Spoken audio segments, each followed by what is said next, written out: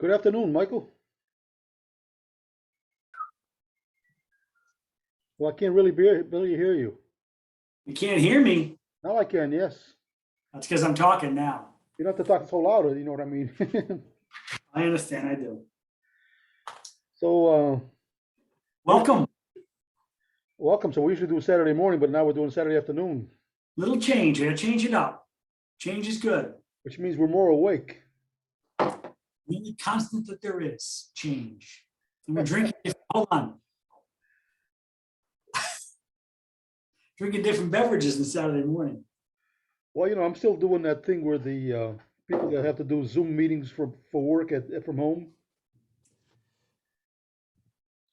Yeah, and they have to. Doesn't work with a clear glass of vodka. Yeah, but when you have like what looks like appears to be hot tea, Opaque. you can actually blow on it before you Sure. And then before no you one take a sip. too much coffee. That doesn't work with this. But I feel like saying this is like 100 proof. This tea, hot tea, is 100 proof. Who made it for you? Wow. Mm. Happy Saturday. So I got to talk to you about something that you're probably already aware of, and I'm sure it probably means something to Oh, you. you have my attention. I think I know where you're going. Taylor Hawkins. Oh, What the heck, man? Fighters found dead in his hotel, 50 years old. 50. It was Awful. in Colombia. They were on tour. In fact, they were in the beginning of like a massive worldwide tour. And it was just the beginning. So I read something that they think it might be something related to drugs or something. Wow. Well, listen, the story will come out. So immediately, I was encouraged by this. Actually, years ago, a rock star dies and you go, drugs, alcohol. It's a little less of that assumption today, which I think is wonderful. The other side of, I think we assume is this guy was, fit. He's not obese. So you assume he's healthy, which is not necessarily true. I just had breakfast with my daughter, the nurse, and that's not true just because you're thin, but maybe it was of coronary, but it's got to be something like that, or drugs or alcohol. I don't know his past in terms of drugs, although I think a friend of mine talked to me on the way here that he had some history there, some pretty heavy stuff. I don't know. It's all speculation, but I suppose we'll find out soon enough. But what a sad story and a tragedy. Yeah. He's awesome drummer, man. In fact, I had a thought about this, like, what can I do to pay tribute to him? I've watched a couple of his masterclass videos on YouTube, and he's a really neat guy just to hear. Yeah. And he didn't start playing drums for the Foo Fighters to either their second or third album. And imagine the pressure. Dave Grohl is the drummer. I know. So I'm going to take his place. And he talked very openly in one of his videos about having some significant, it was a difficult transition for him. And a lot of it was just around his own confidence in playing this stuff. And years ago, when I got back into drumming, I was playing in this cover band, and this song came up. It's called The Pretender by the Foo Fighters. Oh, yeah, yeah. You would know it now. If you don't know it by the title, or if you're listening and you don't know it, you would know it in 3 seconds hearing it. And it's pretty drum heavy. It starts off with just like quarter notes on the snare drum that drive the whole thing. And this band I was playing in wanted to do it. And the truth was, I was not proficient enough at the drums at the time to pull this song off. As much as I wanted to play the song and maybe believe I could pull it off, I wasn't able to. And it kind of upped. And every once in a while over the years, it kind of floats through my head like, I ought to learn that. And then this morning, I didn't hear the news about Taylor until this morning. I was thinking, wow, I should go now back and learn that tune. And I'd like to believe I'm proficient enough today to pull it off, but it's also a really cool song. So perhaps I'll do that in his honor. And we'll talk about it. Well, I know that you're proficient enough. I know that. Well, you're very kind. No. Can you think of it? Hear the song in your head when I call it The Pretender? Oh. I can, yeah. But the other thing is I have to ask you about. Some people have asked me that. So that guy, your podcast co-host, partner, his name is Michael Copperwhite. I said, yeah. He goes. They said, how did they get the Copperwhite? I never see that before. It's a unique amalgamation of metals, and they can actually make the Copperwhite. Where are my sound effects? Amalgamation, huh? I thought of that word. I didn't make the word up. I just was hoping it was appropriate here. I honestly don't know if it is or not. Wow. Oh, I met a guy yesterday. We're talking about the young generation stuff. He says, I was raised on Bob Hope, Steve Jobs, and Johnny Cash. And he said, and now there's no hope, no jobs, and no cash. But then he said, please, please, please make sure that nothing happens to Kevin Bacon. that's very funny. It's funny. Kevin Bacon brothers. I don't know any of their music. Have you heard of their stuff at all? Who? Kevin Bacon's in a band with his brother. Oh, really? The band, the name of his band is called the Bacon Brothers, true story. And I actually saw him come up. I get emails from certain clubs and theaters in the area. And there's one out in Western Connecticut I've been to. It's been a long time since I have, but they're playing there, small venue, 500 seats. I'm like, that might be worth going to see. Oh, now I know what you mean. The Bacon Brothers, right? Yeah. Yeah, they have some crispy sounds. I like crushing up their CD and sprinkling it on my salad. Oh, but I don't even know. I'm assuming it's kind of, I don't know. I'm just assuming it's rock music, but that's such a huge genre. Let's just say, it's rock music, So this morning I went to the grocery store here that I go to. And, Publix. Yeah. Oh. And so I was over in the bakery section because I wanted to see if they had a gluten-free cake because Terry has celiac disease, so she needs to be gluten-free. So the young lady didn't know, so she called the manager. And he's a real nice guy. So I said, hey, you know what? You know what's coming? I says to him, I was going to open a bakery, but I couldn't raise the dough. And he immediately started laughing. I mean, like really laughing. I said, I know. Shocking in itself. Right. I said, I know it's a crummy joke, but if you like it, I got a dozen more. And I said, it's the yeast I can do for you since I'm on a roll. But if you don't like it, you don't have to sugarcoat it. Just let me know and I'll bag it and go. He said, wait a minute, you got to tell me that again because I got to remember that. So I told him again. He says, I never heard that before. He says, well, the joke back in the 70s, I had the joke. I wanted to open a bakery, but I couldn't raise the dough, and that was the joke. But over the years, I keep adding more stuff to it. You had one sentence per decade. Look where you are now. Yeah. Now the last one that I added to it was, sometimes that's the way the cookie crumbles. I'm not sure I heard the piece about it. I'll just bag it and go. Yeah, if you don't like it, you don't have to sugarcoat it. I'll just bag it and go. Don't sugarcoat it. I'll just bag it and go. Oh boy, that is beautiful. It is beautiful. Wow. So I had all sorts of plans this afternoon when we were done to be outside in the yard. I got a little bit of yard maintenance rebuilding to do. Got all torn up this week with some water stuff going on. I had a contractor come by and I had to connect the water line from the basement of the house under the lawn to the sidewalk. Yeah. And he came out, he gave me two prices. He's like, well, it could be this amount because it's a straight shot. This is actually kind of neat what they do from the inside. They run a cable through the water pipe all the way out to where it joins the main and the sidewalk. And of course, that hole is 6 feet deep and someone's down there. Yeah.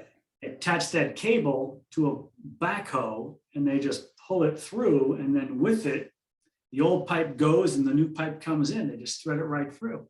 He's like, best case scenario, you're talking about this much money. I'm like, oof, that's a big number as it is. Worst case, because at the sidewalk, it was 110-year-old iron pipe. And at the house, 25 feet the other way, it was 1970s black plastic. So he says, somewhere under your lawn is a coupling of these two things, and that might be an issue. And if it's an issue and I got to dig, we're digging down 6 feet, and it's the worst case scenario, which was way higher than the other number, which in my mind was high enough. Right. So let's do it. We got to do this. So he comes out Monday and I greet him out of the sidewalk. I said, great, thanks, glad you're here. I went back in and had to get him a Zoom sales call. group of people, lasted about an hour.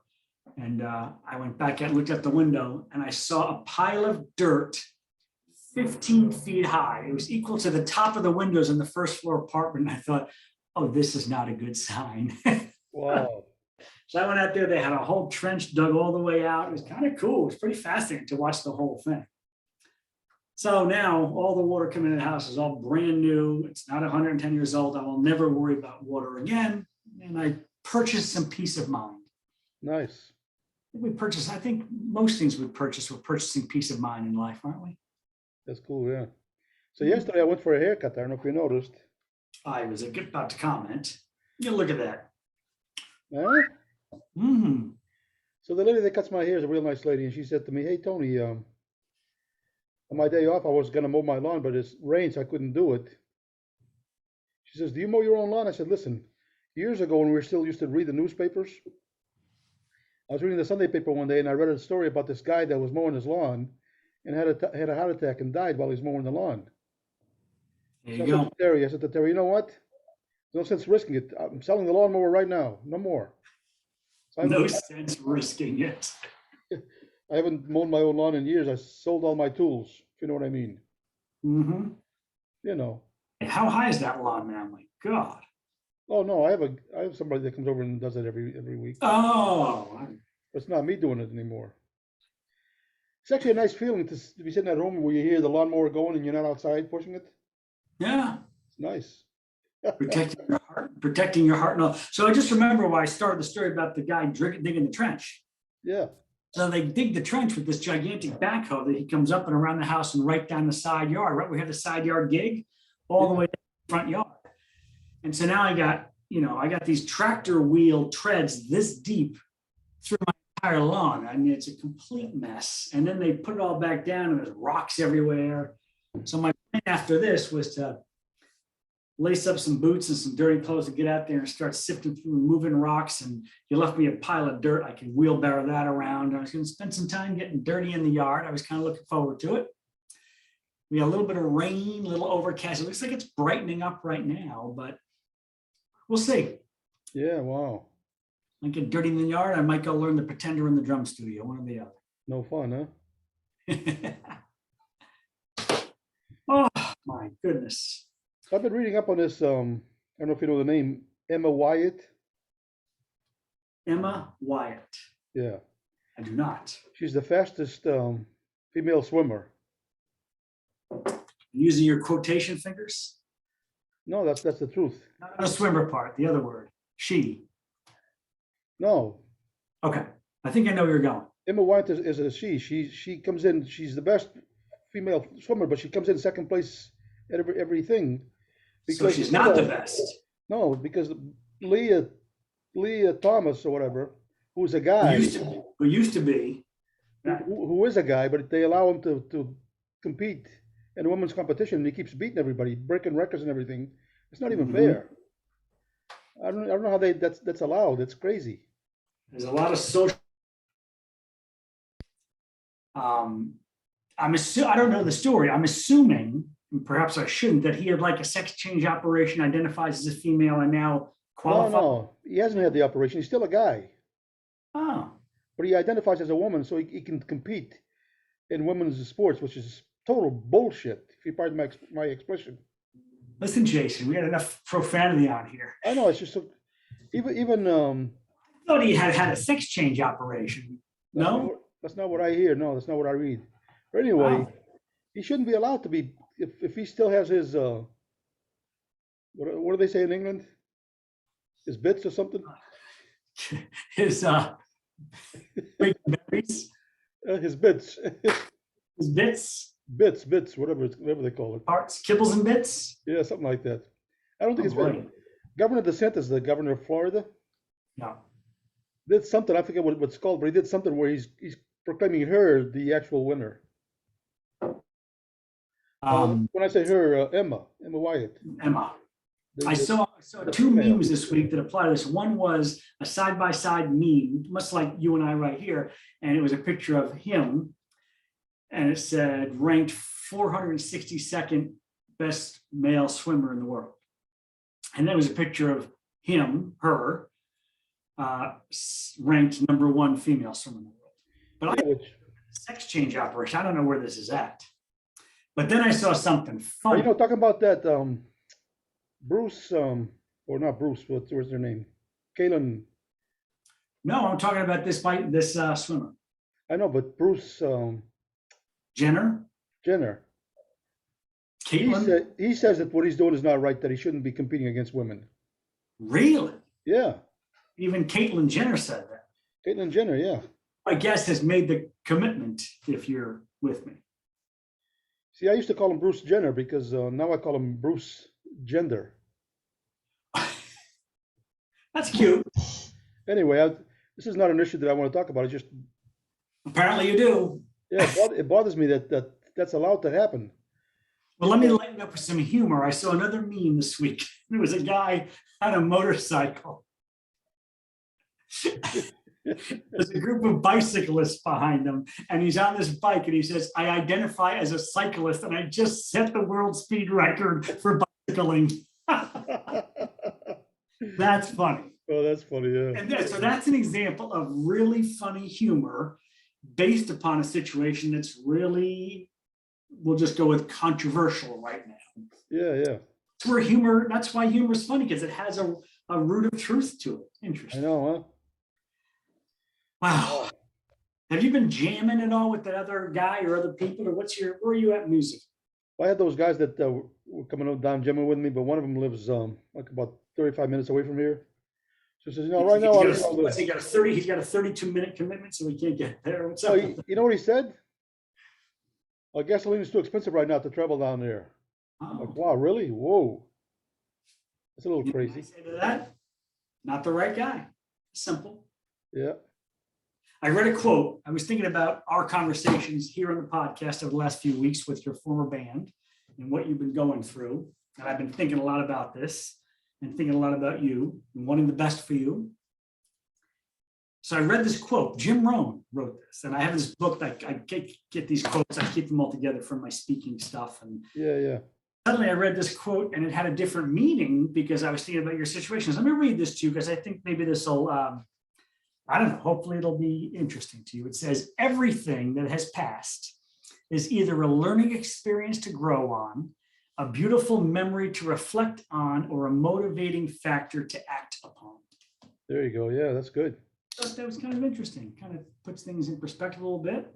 Yeah, in fact, I have to kind of see if that relates to you. I have a list of some songs that I want to learn.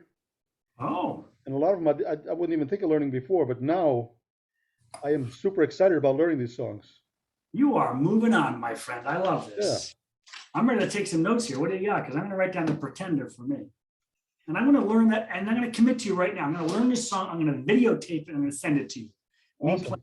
The Pretender by the Foo Fighters. Yeah. And that's for Taylor Hawkins, because I think he's had a pretty good effect on my life drumming. Well, not so much my life, but my drumming. You see the video where it was one of those videos with Nuno videos, and Taylor Hawkins was a drummer on one of them? Was this at the stage thing he does? I don't think I've seen that. No. It was one of those, I forget, one of those things where you had different musicians playing, and Taylor Hawkins was a drummer.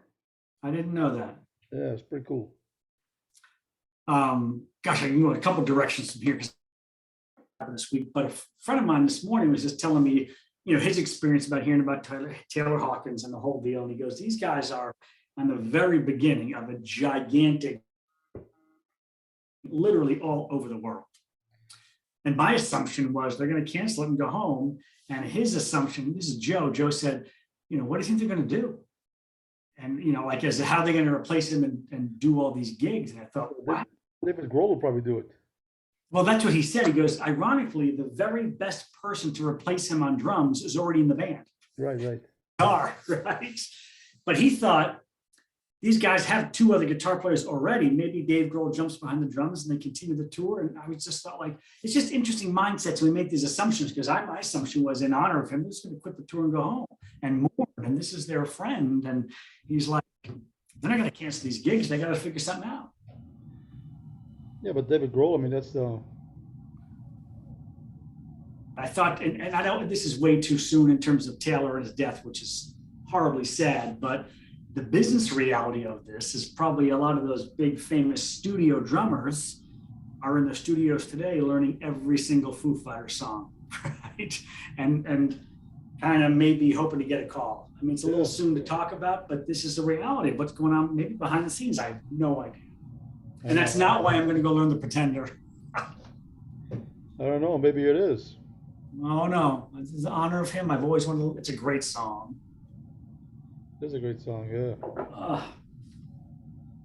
Whew. So you have a friend, and I have an acquaintance whose birthday it was last Saturday, and we talked about him. Oh, yeah. And I visited him this week, which was really job related, but it was a funny story because I'm like, I had the advantage of knowing who I was walking into. He kind of answers the door. I'm walking down the driveway. He's like, "Man, you look familiar." And I go, "Yeah, I know. We know Tony, and we met each other at the Portuguese Club many times, carrying equipment in." And he's like, "Yeah." And it was really fun because the business piece of why I was there is a bit on hold because there's he and a girlfriend and a mother involved with this. I said, "Why don't we just do that next week?" And then we had a chance to just kind of catch up and start a friendship again, you know? And he's just a delightful dude, you know, just to talk to. He's gracious and he's interesting and he's interested. And I said, "What are you doing for music these days?" He goes, "I got a band." And I'm like, "Tell me about this band." And it was interesting. He says, "We got to change the name of the band. They've been around a couple of years." And that got my attention because you and I talk band names all the time. Yeah. But they tried to do this play off the word, so it's part letters and part numbers, and it confused people. But there is a video up on YouTube, and they have a song on there called "Spinning." And it's kind of a really cool, infectious rock tune. It's a lot of fun. Yeah. A couple of years old. He definitely does that front man so well, and he's got such a cool voice. And on this song, he's kind of got a deep, throaty voice that I think is amazing. But on this song, he kind of hits this really high note at part of the chorus. For this, I'm not going to even try this. And do you know the about 10 minutes north of where I am, up in West Boylston, Route 12, it goes out through the reservoir, and there's this stone church that's abandoned and no windows. It's just open. Do you know that place? I think so. Yeah. It's a cool place. They shot the music video in that church. So it's a really cool looking place. And I asked him, I'm like, "So did you have to like get permission for that with the town, or did you just kind of show up and get ready to run?" He goes, "Yeah, we just showed up." You know, when Uno did that CD that he released, Schizophrenic. Oh, I love that. And then when he went on tour, you know who the head singer was? The lead singer? Was it Paulo? Yeah. He killed it, man. So they toured Schizophrenic and Paulo sang it while Nuno played it? Yeah. That's spectacular. And quite frankly, I think they sound quite a bit alike vocally. I mean, they're two brothers, so that's not surprising. But that's fascinating. I didn't know that. So Paulo was definitely one of my. He fits in the top 10 people that I really, really love. I mean, he's a great guy. You've always been very clear about that, which is encouraging. I think that's awesome. Yeah. Did you tell him about that joke that I stole from him? No, but I mentioned the podcast, and my reason for saying, "Hey," so I said, "Oh, by the way, happy birthday, right? Last week." He's like, "Yeah." I said, "Thank God for Facebook," and he laughed. Otherwise, he'd think I'm like some stalker. Right.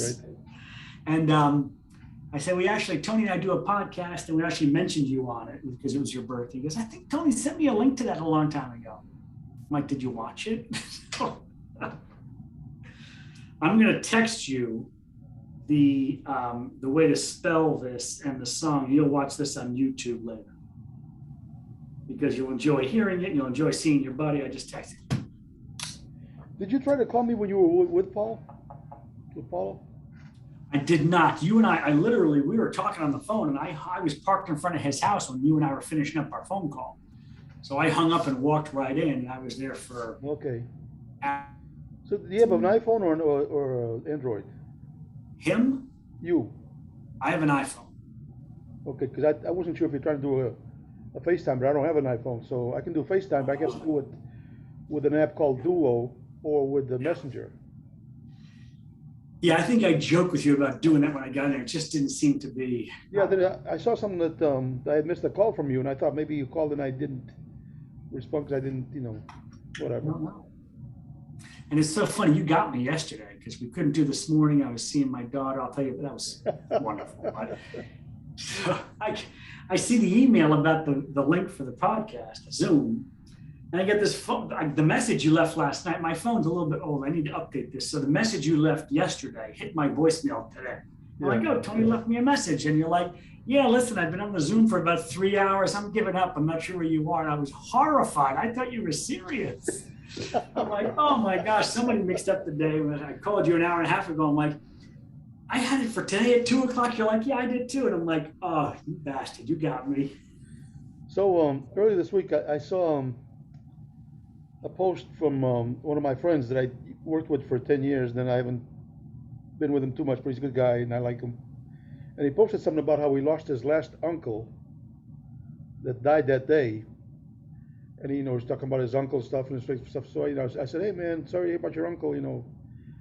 But he didn't respond to my stuff. I even sent him a text and he didn't respond. So later on that day, I went back onto his Facebook thing to see if I had more information. And it was a post in his Facebook that his wife did, saying that she we lost my best friend of 38 years, and he passed away that day because he had cancer. Your friend. I didn't even know he had cancer, but he passed away because of cancer.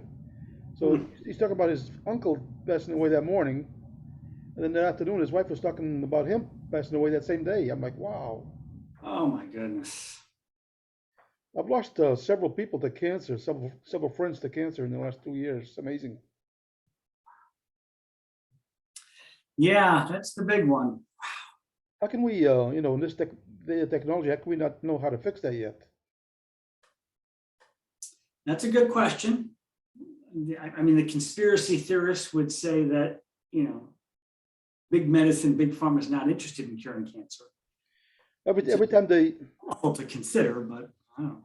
Every time a doctor loses a patient, he lost a customer. Revenue stream. Isn't that awful to think about that way? Wow. Speaking Anyway, of, did I tell you I've got this ongoing knee thing going on? Did I tell you about my meeting with the surgeon? This happened a couple of weeks ago. no. Last summer, I got a great doc here, and he's done shoulder surgeries for me, and all he does is shoulders and knees. He's the best of me, one of the best. Great guy. And so I had fallen last year, my way to physical therapy, and injured my shoulder. So now I'm back in his office, and we had to do an MRI for that, which was fine. He gave me one steroid shot and calmed it down. But I said, listen, my knee is killing me. It's my most pain. He goes, let's do an x-ray. So he walks back, he's got 2 folders in his hand. One is for my shoulder, my left shoulder, the other for, He's like, where do you want to start? And your knee is a much bigger story. I'm like, really? And he said this to me last August. He said to me, the average person with that knee wouldn't be able to walk from their car into my office. Like, I know it's been bone on bone for 30 years. Since I was 28, I had surgery to take the cartilage out because I had an injury. But there was never any pain until a year and a half ago. So these cortisone shots are helping with inflammation. They can keep me somewhat normal. And he says, this is inevitable. You're going to have a knee replacement surgery, and it's going to be symptom driven. So then I had another shot at the end of November, and I saw him again a few weeks ago, and he said, do you want to meet the surgeon? Because I thought he was going to be the guy to do this big. He's like, that's not me. You need my partner. And he says, you want to meet him for a consult? Just to chat, because you're going to meet him eventually. That's what he said to me. So a week and a half after, I met this guy on a Friday, and I'd had the cortisone shot now for 12 days. It didn't do anything. It didn't touch the pain. So he was like, yeah, you're a good candidate, and you have a lot of options. And interestingly enough, he said, because of the cortisone shot last surgery for 3 months, because cortisone increases the risk of infection. I'm like, oh, so it did nothing, and now I got to wait till June. So we kind of decide, okay, let's get this done 1st of June. He has, I got a surgery center over here. I'd rather see you there because you'll be in and out. You're young, you're healthy. I'm certainly in the lower end of ages for knee replacement surgeries anyway. And I said, okay. So he walked out of the room and he says, well, I'll send my person who runs my schedule, runs my life, runs everything. She'll come and take care of the rest. I go, great. So I'm thinking to myself, June 6th, and I go into I go, I better check the calendar. Like, what am I about to, I'm laying myself up here for a few weeks. And I look at the date, and June 7th is Tuesday. And the Keeper and I are going to see Paul McCartney at Fenway Park. Oh yeah, you told me about that, yeah. Early birthday gift. And I'm like, oh, I can't do this. And so we're going to swap it around. Anyway, sometime this summer, I'm going to be out of pain with knee replacement surgery. You like that? So does it bother you when you're drumming? Yeah, it can. The worst is sitting. The worst is driving. For some reason, that angle of the leg. But just sitting at a table, it'll stiffen up and it's tough. Standing is the best, but it gets exhausting. So, but I'll be good. At this point, I'm looking forward to this. So, you and I both like Bill Burr, the comedian. oh my God, he's awesome. And he's a drummer. Have you ever seen any videos of him drumming? No, He's very good. he's a drummer, huh? So there's a story that he tells about one day he was working on his drumming, and he was trying to do the triplets that, John Bonham triplets. Oh yeah. He says, I did that for about an hour, and all of a sudden my knee was killing me. Something happened, my foot just locked up, and I couldn't even walk. Then he was telling a story about how the next day he asked his wife, I think it was his girlfriend at the time, if she could take his shift to walk the dog because he's really hurting. And then you'd have to hear the story the way he tells it because they got into a fight over it. It was so freaking funny. That is amazing. He really is fun. I didn't know he's a drummer. Yeah, he's a drummer. You can pull up on YouTube Bill Burr on drums. Drums. You'll see him playing. He's pretty good. So you mentioned John Bonham triplets.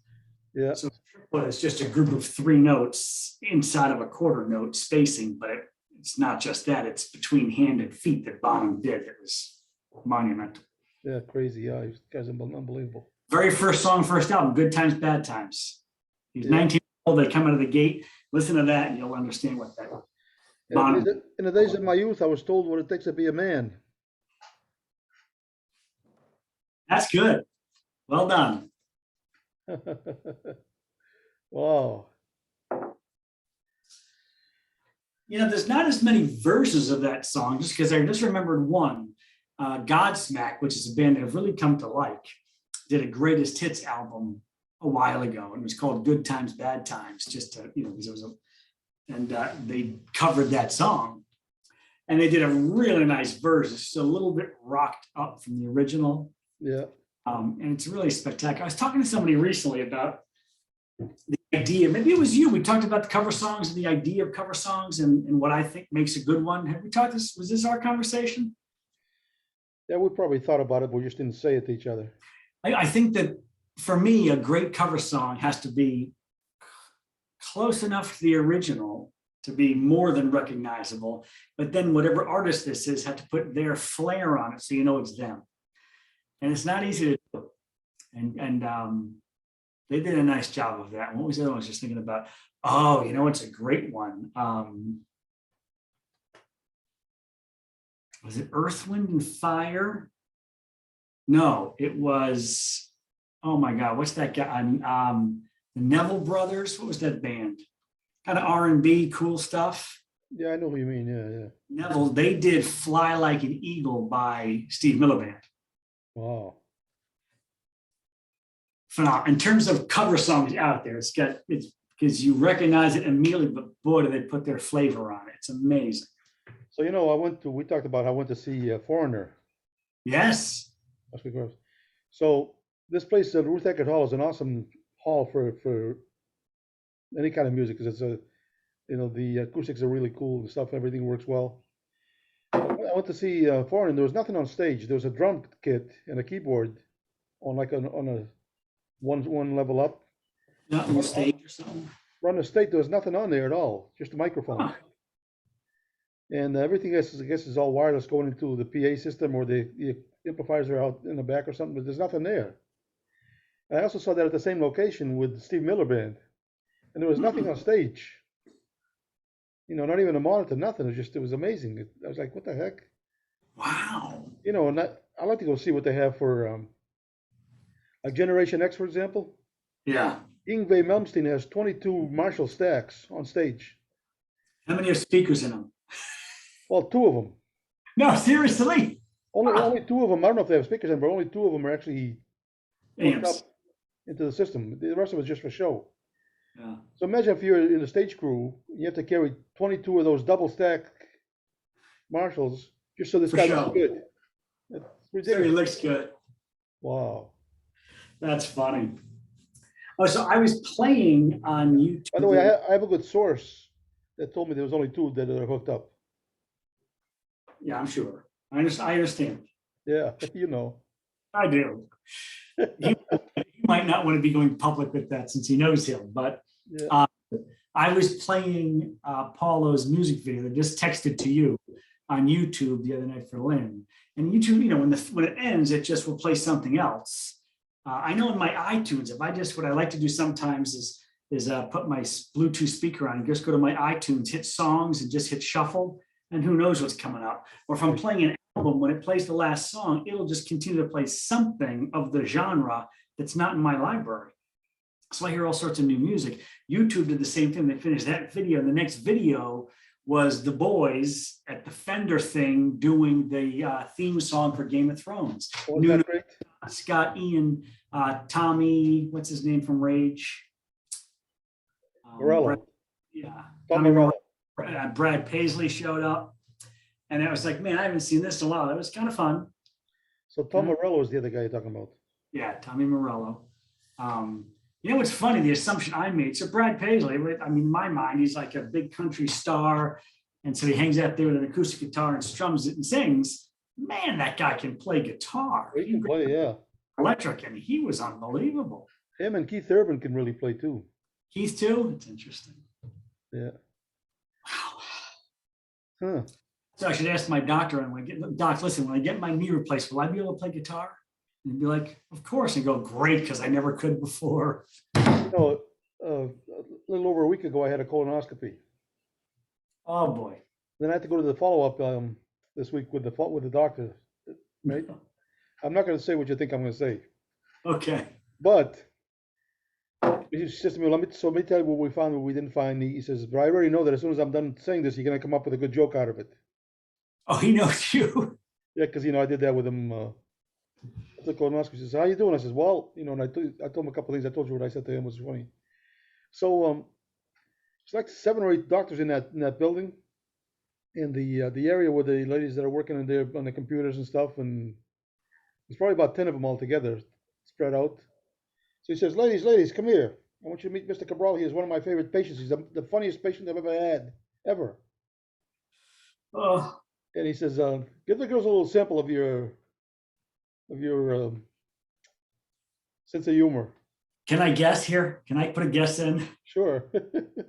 I'm assuming you're in a medical setting, right? You're talking to a medical staff. Yeah. So you went with the whole idea of diarrhea being genetic and hereditary. No. Oh, that would have been a good one. Okay. Continue. Sometimes that's too much for the ladies, so I stay away from that. Please continue. I'm sorry to interrupt. No, so I just did a little thing. I did the thing with the bakery thing, because at first I showed them the Pride and Joy and stuff. Everybody loved that.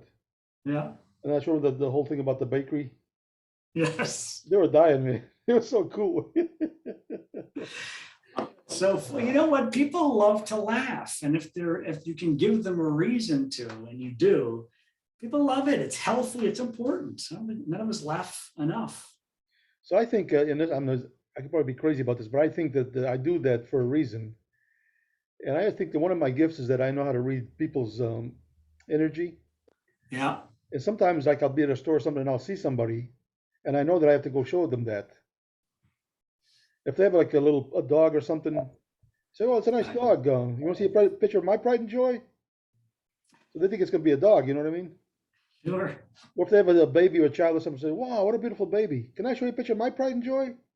And of course, they think it's going to be a baby, but it's always funny. But it's amazing to me how many people say to me, "Man, thank you very much. I needed that today." Yeah.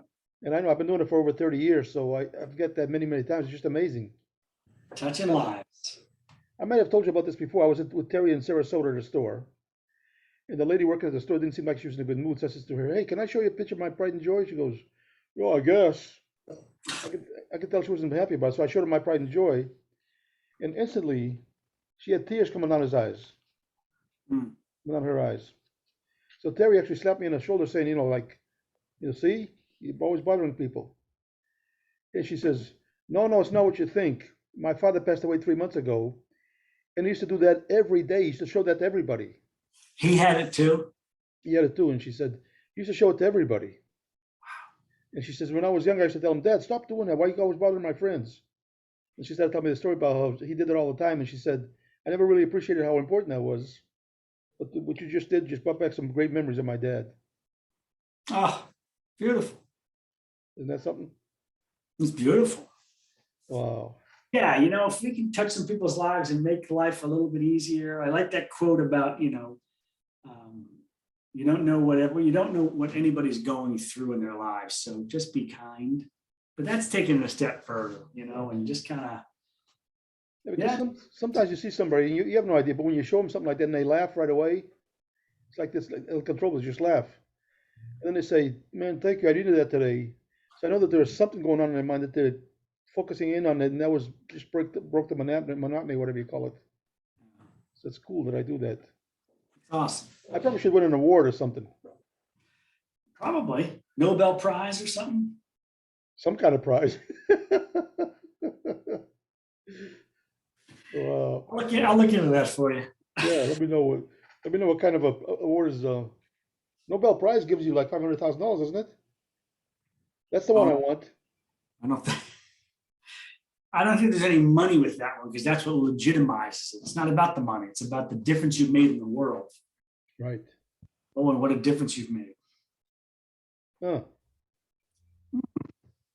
Very cool. Well, what do you got going on the rest of the day? It's brightening up. I'm really shocked because all the weather's been like, it's going to rain and get worse before night, but I think I might be picking the rocks and moving some soil and getting a little dirty out there. Yeah, I'm just gonna say, well, Terry's for some reason twisted her back or something. She's in a lot of pain today if she moves around. So probably have to watch. That's her reason for not helping with the rocks and the soil moving, or No, so more than likely we'll be watching the male bashing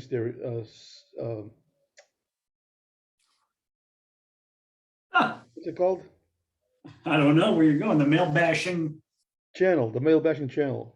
Oh, the NBC.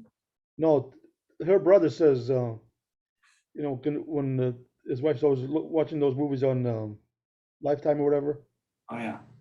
it's always the movie. Most of the movies are the theme is the guy's a bad guy and she's not. So he says it's a male bashing channel. Very, very subtly in the right, they're removing the need for a male figure in people's lives. That's been going on for some time. And I think it was a stance towards, gender equality, which I love, but it's an interesting time. So what are you doing this afternoon? Well, I think based upon the weather, I am going to be outside and regrading the lawn with some dirt and moving some rocks and Yeah. get a little dirty. Sometimes that's fun to do. So I'd love to help it, but I can't make it this afternoon. the other end of that is a hot shower and a glass of wine, perhaps. So it's all worth it. Wow. Yeah, Very good. very I think- good. So It's about that time. yeah, so we got to start. We've been going about an hour in each one of these things. I think 45 minutes people can tolerate, but more than that, they don't want to hear anymore. They're like, get done with it. I can't tolerate more than 45 minutes myself. So yeah, I'm Oh, with you. you. You got my text message I just sent you about the name of the band and the video on YouTube? I don't know. You know that other band that's in Hudson that Kevin plays drums on? I think it's straight out of Hudson or something. I forget what they call it. Oh, they're doing some covers. Yeah. Yeah. Straight out of Hudson. They do some cover tunes with that guy who's got a kind of a cool gravelly voice. I don't know anybody else for Kevin. 11, yeah. So the band is 11. Yeah. So when you type that in, it's E11VEN. Yeah. So it's a cool little play on the word, but that's why he said we got to change the name because we're confusing people. They can't find us, which I can appreciate. Well, in my opinion, the best band name that I've ever heard is the one that I came up with. That which I got, is, the one that I got fired from. oh, well, suddenly it's not such a great name anyway. No, but it's still a great name, just wrong people using it. That's fair. Let me say one more time, everything that has passed, like that situation, is either a learning experience to grow from, yes, a beautiful memory to reflect on, perhaps not yet, or a motivating factor to act upon. Absolutely. I wish you nothing but the best. Outstanding and terrific. Oh, and so this afternoon, as you probably know, it takes me several hours to take this video, this thing, and Yeah, put it on you do. YouTube and so on and so forth. So Have I mentioned how appreciative I am of the time you spend on that lately? you did, yeah. And I believe you. Every time you say that, I believe you 100%. Oh, good. That's how much I mean it. I know. Oh, well. No, it's not a big deal, actually. It takes me just about an hour or so to do it. The whole revenue share splits, we'll talk about it, Talk about that, yeah. at the next corporate meeting, we'll talk about that. Yeah. This is fun. Go watch that video on YouTube. Your old buddy, As soon as we get off, I will. We will. a lot of fun. I'm gonna go change into something sloppy and dirty and go get dirty in the yard. Yeah, well, good. Have fun. I'd go there and help you, but I told you that after reading the newspaper like that. By the way, I this understand. time my neighbor called me twice on a Sunday morning. One of them was when she said, "Hey, have you gone outside yet today?" I says, "No." She goes, "Well, babe, before you go, look out your window." I said, "What's up?" She goes, "Just look out your window." So I looked out the window. There's a 9-foot gator in my front lawn. Seriously. Yeah. So I called the animal control people. Wildlife, something, yeah. So the first person that showed up was one street over was a deputy that got the call. So he came over and he knew my son Eric. So he says, "Hey, Eric, you know how to catch those things. You watch Crocodile Hunter, don't you?" Eric goes, "Yeah." He says, "All you have to do is jump on top of them, and then you can hold their mouth shut because if you close it, if you hold their mouth shut, they have no strength to open it. Right. You're trying to close it, but not to open it." And Eric says, "Yeah, well, why don't you do it then?" Because Eric knew him. He goes to the police car, right? And he brings out a towel, some duct tape, and a rope. So he goes over behind the alligator and he jumps on top of it, closes the mouth, right? And duct tapes it, and then takes a rope and there's like a noose over around his neck and ties it to my palm tree in front of the house. So here's the funny part. This is Oh my before we had God. cell phones and stuff. So I had one of those cameras that had the 3.5 floppy disk. Yes. So I put the floppy disk in there. I'd be taking pictures. I come into the house and I pop them into the computer and upload them, so I could send pictures of it to my family up north, in Massachusetts. Mhm. Because they wouldn't believe you anyway. Right. So after the alligator had the towel over its eyes and the mouth was closed and stuff and tied, it was just sitting there like nothing was going on. So the deputy took the tail and was holding the tail. They were showing Eric how to do it. He says, "But you can't be too close because if you get too close, that tail will come around and snap your legs right out from under you." So Oof. you have to be. So Eric was doing that, and I was taking pictures. If you want, I can send you some so you can see it. And I was sending it to the family, saying, "What the heck is Eric doing?" I says, "Eric's like thinks he's Crocodile Hunter or somebody." It's funny. How long ago is this? Oh boy, it's probably 15 years or so. I don't know. That's a crazy The story. the other time that the other neighbor called me was kind of interesting. She says, "Hey Tony, you got the Sunday paper?" I says, "Yeah." She goes, "Look, go to the front page of the second section or whatever." I says, "What's up?" She goes, "Go." She goes, "There's a story there about this kid that went to town hall and called a bunch of news people, right, the news stations and stuff, to come over and you know you put on record what he was talking about." This is my son Josh. He was a skateboarder, Yeah. right? So he went down to town hall and called all these news people to come over and say, "Listen, if a kid wants to play softball or baseball, they have a field for it. If they want to play basketball, they have a field for it. If they want to ride their bikes and do the dirt bikes, they have a place to go. Or if you want to ride your roller skate, your Skateboard. skateboard, You're treated like a criminal. He says, this isn't right. This isn't right. And it was all over they had a picture of him and the group that he put together. And it was on the paper, you know. Mike, it's awesome. He made some noise. I love it. Pretty cool, huh? Mm-hmm. And then there was a guy here in town in Oldsmar that was a professional skateboarder. Really? They found out about it and they got a hold of Eric and Josh, and you know, just an amazing thing. That's Like, cool. wow. Social activism. My mom would be One proud. of my sons did something good for the skateboarders. By the way, after that, Oldsmar actually built a skateboarding park. Like a skate park? Nice. I see a lot of those. That's cool. So one of my sons did that. The other one showed people how to hold an alligator by the tail and not even be scared. I mean, how proud can I be as a dad, huh? I'm not sure it gets better than that. They never mowed the lawn or nothing like that, but look what they did that was more important. Well, listen, we already talked about the history of mowing the lawn and how bad that is for your health. Yeah. So we don't have to revisit that. I can't risk that. Speaking of lawns, I'm going out to fix mine. So I'll keep you posted. Always a pleasure, my friend. We're talking to you again. You're the best. You are. Or maybe I Talk to should you do soon. I should do the Tony Robbins clap. Instead of It this. hurts. It hurts. This. I know. It hurts to do that. Yeah, if he watches this podcast, he's going to be upset that we're talking about him like that. But he has to learn somehow. I talked to him last week. We had referenced it 2 weeks ago, and he wasn't happy then. So He didn't like it. No. you don't mean anything personal. Don't take it personally, Mr. I Robbins. mean, It's he's just super a positive, but conversation. sometimes he's a little sensitive. A little bit. All right, we all are. We all are. We all are, yeah. I'll raise my hand, especially when you accuse me of being late on the da-da-da-da. Whoa. Perfect. That was perfect. Well, see, now I know how to do it, so it's perfect for the video because I was a beat and a half early on my end, but I get it. All right, buddy. Talk to you soon. See ya. Always a pleasure. Yeah.